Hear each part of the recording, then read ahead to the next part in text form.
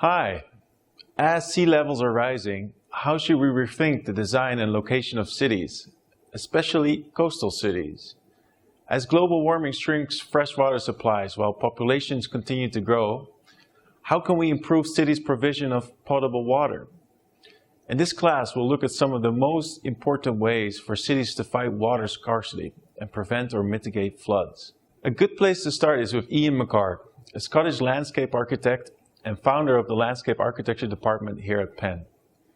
He came up with a simple solution, which is also the title of his book, Design with Nature. McHarg argued that we should preserve the natural environment as much as possible, because nature performs important functions for us. Natural features, ranging from aquifers to forest, can act as flood barrier, disperse air pollutants, or purify and store water. This is why we should design with nature rather than against it. However, developers and governments often treat a site as a clean slate, even when it contains natural water elements and vegetation. Typically, they only shape sewer systems according to the natural watershed, because the gravity that forces natural drainage is also the most economic way to lay out sewer pipes.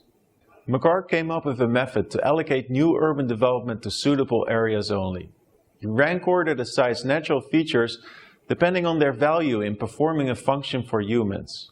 These were, in order of importance for preservation, first, surface water, then floodplains, marshes, aquifer recharge areas, aquifers, steep slopes, forests and woodlands, and finally, unforested land, which is the most suitable area for urban development. McHarg was known for his elaborate maps in which he layered all natural features of a site. Take, for instance, this map of the Philadelphia Greater Region. Following McHarg's philosophy, the area suitable for urbanization would be the gaps between the colored natural elements. Unfortunately, few planners, developers, and governments have listened to McHarg's message. Trees are cleared and hillsides are bulldozed to make way for urban development, while homes with expensive sea views are built on beachfronts. But removing trees can lead to mudslides, and building in flood zone can invite torrents.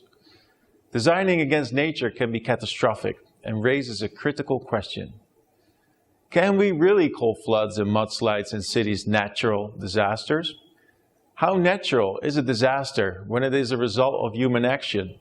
The decision to inhabit areas far from ideal for human settlement. McHarg wrote in the 1970s, when the world was not yet as urbanized and populated, and before the effects of global warming became apparent. Today, the natural system is no longer in a stable equilibrium.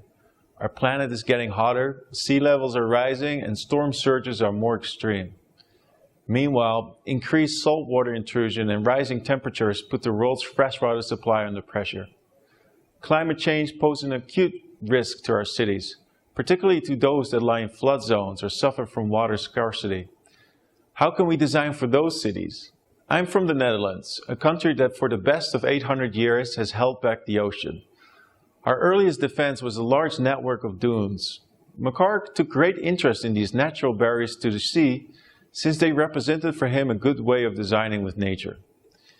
He wanted more dunes along the Jersey Shore, and if people had listened to him, then Hurricane Sandy wouldn't have caused so much damage this year. Instead of reinforced concrete defenses that get the full force of waves and will finally succumb to the undercurrent of the sea, dunes are more sustainable sea barriers to absorb the force and velocity of waves. Dunes are stabilized with special grasses tolerant to high salinity and extreme glare, which are only vulnerable to trampling, so people are not allowed to walk there. McHarg was a big fan of the robust grass of the Dutch dunes. The dune grass, hero of Holland, he wrote of this heroic plant. While dunes protect our coastlines well, delta regions are more difficult to protect from the ocean. After the devastating North Sea flood of 1953, the government built the delta works as a mechanical barrier to the ocean. Despite being a high-tech defense, it is called, along with the CIDADES works, one of the 7 modern wonders. With sea levels predicted to rise up to 4 meters by the year 2200, the Delta Commission is planning a €100 billion upgrade. The government is also considering to retreat low-lying, low-density land areas to the water, where building barriers is too expensive. These areas could then be urbanized again with floating buildings. The Netherlands has already experimented with such dwelling forms. For instance, this residential neighborhood floats off a jetty island in the Lake. Averting the risks of flooding, it contains 75 mixed-income prefab housing units, all with extensive water views. Actually, building on water makes a lot of sense, since it frees up valuable land for food production. At the same time, the city's waste nutrients could potentially be reused to grow algae and feed fish. In Singapore, a mechanical barrage has been designed not only as a flood control, but also as a water catchment area. Singapore, a country with a small land area, relies on other countries for its fresh water. In an effort to become more self-sustainable, it is one of the few countries to harvest urban stormwater on a large scale for its fresh water supply. It collects rainwater for treatment through drains, rivers, canals, and reservoirs. Inaugurated in 2008, the Marina Barrage keeps seawater out and turns the Marina Bay into a new urban freshwater reservoir that will provide 10% of Singapore's water needs.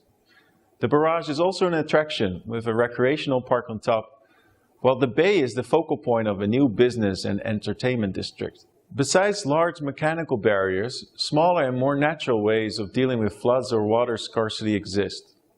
To prevent floods in cities as a result of storms or heavy rainfall, we could increase the infiltration of ground surfaces. Urbanization often contributes to floods, since urbanized land is typically impervious. Water cannot infiltrate in roads and buildings, for instance, which can cause increased stormwater runoff and sewer overflow. Here in Philadelphia, the Water Department developed a plan by the name of Green Cities Clean Water to improve the city's watershed.